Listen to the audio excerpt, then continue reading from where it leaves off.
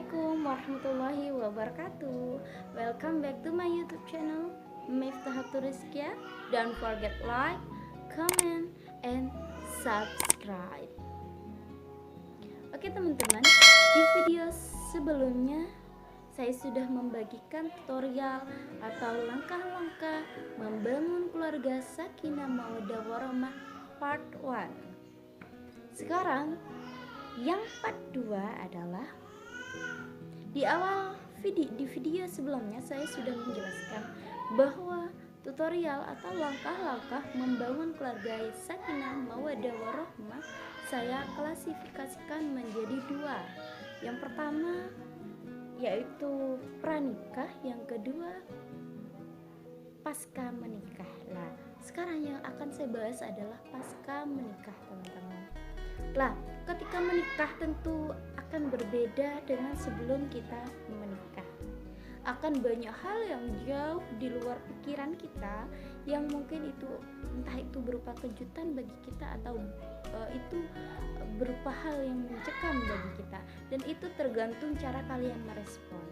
Kalau kalian meresponnya negatif, maka itu hal-hal baru yang kalian ketahui itu menjadi kecaman bagi diri kita. Kalau enggak, ya itu jadi hal yang itu kejutan begitu. Jadi teman-teman, sebelumnya saya kasih tahu nih ke kalian, kalau saya lihat ke bawah terus itu bukan apa-apa, terkadang saya lupa catatan saya buat catatan ini buku skripsi yang tidak digunakan, jadi saya buat catatannya ketika saya mau membuat video. Saya buat oret-oretan karena saya pernah belajar bahwa tulisan itu adalah tali ilmu. Jadi kalau kalian sewaktu-waktu lupa, kalian bisa lihat tulisan itu gitu teman-teman. Jadi teman-teman, yang pertama adalah tahapan ketika pasca menikah. Yang pertama adalah you must sadar. Kamu harus sadar. Yang pertama, kamu harus sadar bahwa sakinah mawaddah warahmah itu tidak datang dengan sendirinya, tidak berjalan begitu saja, melainkan perlu dibentuk. Pertama itu, kalian harus sadar sakinah mawaddah warahmah perlu dibentuk oleh dua individu itu, oleh pasangan itu. Yang kedua adalah positive thinking. Mengapa kita perlu dalam setiap hal kita perlu menggunakan pola positive thinking? Karena apa yang kamu pikirkan itu yang akan terjadi dalam hidup kamu. Jadi selalu dan latihlah diri kamu berpikir positif, baik itu intra maupun ekstra. Kita coba bahkan sama pasangan kita saja kita perlu membangun pola positive thinking. Kita harus menganggap dia indah, kita harus menganggap dia itu luar biasa. Kita latih diri kita bahwa dia adalah anugerah dari Allah. Itu harus ditanamkan dalam benak kita. Yang ketiga, teman-teman, yang ketiga adalah mengenal pribadi masing-masing. Lah, di tahap yang ketiga ini kalian coba lebih dalam lagi kenali diri kalian. Karena bisa jadi ketika pra menikah kalian sibuk untuk kenal pasangan kalian dan kalian lupa bagaimana diri kalian. Lah, di masa nikah ini, di masa pasca nikah ini, kalian harus mengenal diri kalian, bagaimana saya. Baru setelah itu kalian bisa mengenal lebih dalam lagi pasangan kalian. Begitu. Dan yang keempat harus menyelaraskan visi dan misi. Visi dan misi itu tidak perlu sama, karena setiap individu itu sebelum kalian harus harus menyadari sebelum dia memutuskan untuk bersama, hidup bersama, menikah bersama, dia sudah punya visi misi sendiri dan kita harus menghargai itu.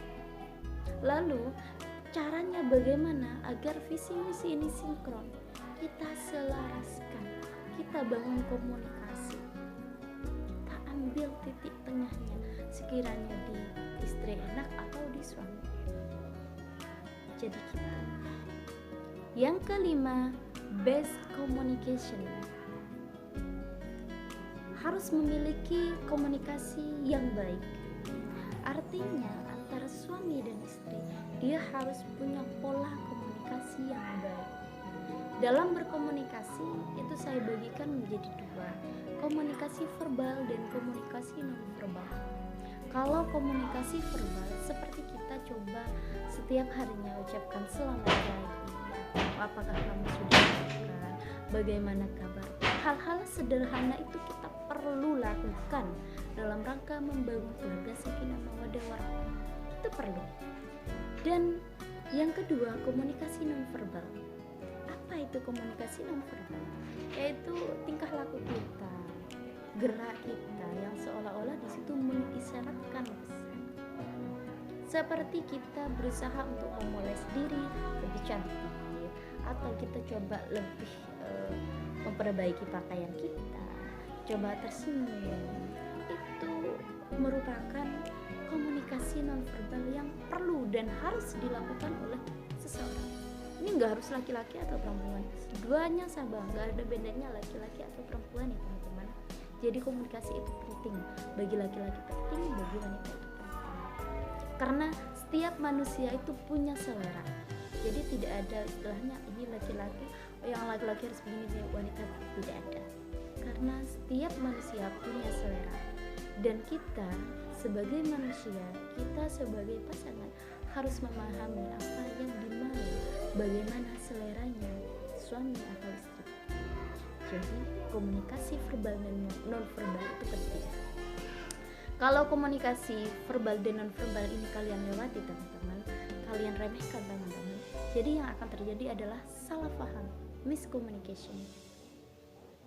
Dan yang kedua adalah bisa ke KDRT, karena feel dalam hati itu sudah tidak ada. Jadi bisa saja dia memukul, bisa saja dia menampar atau sebagainya. Karena pada dasarnya manusia itu hanya peduli pada dirinya. Manusia hanya pengen dipenuhi kebutuhannya. Jadi perlu kita siasati dengan membangun komunikasi yang baik. Itu yang kelima. Dan yang keenam adalah believe, percaya. Jadi setelah komunikasi itu intens, komunikasi itu baik, kalian harus percaya pada suami kalian. Jangan percaya pada siapapun, melebihi kalian percaya pada suami kalian. Jangan percaya kepada siapapun, melebihi kalian percaya pada istri kalian. Karena suami atau istri adalah orang pertama yang kita ajak berinteraksi, baik secara verbal atau non verbal. Dari kita mulai membuka mata sampai kita menutup mata, dialah orang yang pertama yang kita ajak berinteraksi. Jadi jangan kalian hiraukan ucapan orang lain. Only you believe to your wife or your husband. Jadi gitu teman-teman. Terus yang terakhir ini teman-teman adalah setelah yang pertama kita coba menyadari, kita positive thinking, mengenal diri lebih dalam, kemudian menyelaraskan visi dan misi, kemudian base communication, kemudian percaya pada pasangan kita, dan yang terakhir ini adalah kita harus menurunkan ego standar kita. Ketika pranikah kita punya di tahap awal itu adalah kita harus menentukan standar diri kita. Setelah menikah kita harus menentukan standar diri kita. Mengapa demikian teman-teman? Karena standar kita itu akan dipengaruhi oleh egoisme kita. Apalagi, mohon maaf, egoisme wanita itu akan lebih tinggi daripada laki-laki. Salah satu contohnya begini teman-teman juga, wanita itu ketika sudah sukses, atau ini enggak semuanya ya, saya hanya membaca beberapa kasus ketika dia sudah berada di atas suaminya, baik itu secara status sosial, maka dia akan cenderung malu untuk mengakui suaminya. Padahal itu sebenarnya salah yang luar biasa, teman-teman. Karena kembali lagi, status sosial itu sebenarnya anugerah yang sudah Tuhan berikan kepada setiap orang. Jadi antara laki-laki perempuan itu punya satu jatah yang tentu berbeda. Dan ini seharusnya nggak menjadi polemik dalam pernikahan. Seharusnya bukan itu polemiknya, karena itu hukum paten, hukum mutlak yang Tuhan kasih. Jadi kita harus menurunkan standar diri kita. Ketika kita menjadi wanita, anggap secara status sosial lebih tinggi daripada suami kita harus lebih menurunkan ego kita bahwa this your husband, ini suami kamu, ini anugerah, dan dia tidak bisa kita ukur dengan status sosial. Maka dari itu teman-teman, kita harus menurunkan ego kita, entah itu laki-laki ataupun perempuan. Semisal kalian, untuk para laki-laki, nanti kalian melihat istri kalian menampakkan hal-hal yang tidak mengenakan di luar standar diri kalian, ada hal yang tidak kalian ketahui di luar standar diri kalian, maka yang perlu kalian ketahui adalah kalian harus menurunkan ego kalian. Biar apa? Biar kalian menerima itu. Dan ini sama dengan wanita juga, ketika kalian nanti melihat pasangan kalian menampakkan hal yang di luar standar diri kalian, maka kalian perlu menurunkan ego kalian agar kalian bisa menerima. Jadi itu yang ke-7. Dan yang ke-8 adalah buang masa lalu. Perlu kita membuang masa lalu itu. Tidak perlu kita bahas lagi masa lalu. Karena masa lalu itu adalah sebuah pelajaran. Meskipun masa lalu itu buruk ataupun ada yang baik, positif ataupun ada yang negatif, itu adalah anugerah dari Tuhan. Itu adalah pelajaran dari Allah yang seharusnya ketika kita sudah melewati pelajaran itu, kita sudah memahami hikmah itu, kita tutup dan tidak perlu dibuka lagi saat kita menikah. Jadi pasangan itu harus bisa memahami, harus mau mengerti dan tidak mau mengungkit-ungkit lagi masa lalu pasangan kalian, karena setiap orang itu punya masa lalu. Jadi hargai, cukup itu saja.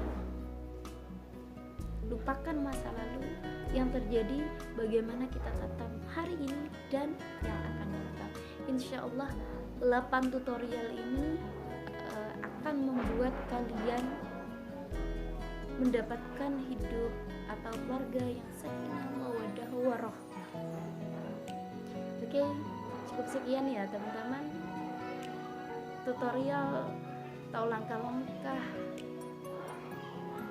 membangun keluarga sakinah mawaddah warahmah part 2. Jangan lupa kalau kalian suka, like, comment, and please subscribe.